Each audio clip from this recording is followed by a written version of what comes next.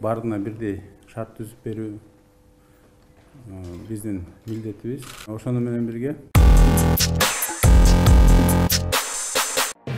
Исполняющий обязанности президента Төрага Жогорку Кеңеша Талант Мамытов встретился с исполняющим обязанности премьер-министра Артемом Новиковым.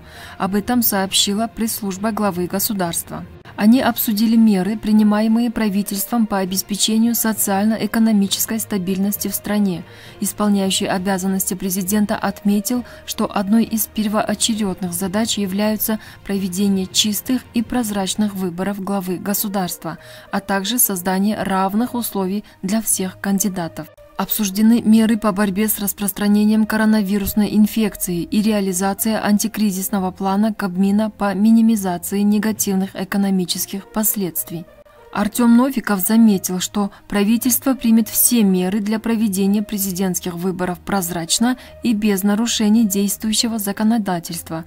В этих целях создан республиканский штаб, который возглавил вице-премьер-министр Махсат Мамытканов. Артем Новиков рассказал о мерах по снижению цен на продовольственные товары. К примеру, готовятся проекты постановлений о введении государственного регулирования на некоторые наименования и временный запрет на вывоз социально значимых товаров. Проводятся переговоры с импортерами для формирования необходимого объема запасов. В завершение Талант Мамытов еще раз особо отметил, что на нем и Артеме Новикове лежит большая ответственность по обеспечению деятельности государственных органов и местных органов власти до определения президентских выборов. Биринчи кезекте биз ошол чоң жоопкерчиликти татыктуу аткарып, шайлоолорду так жана таза өткөрүш керек.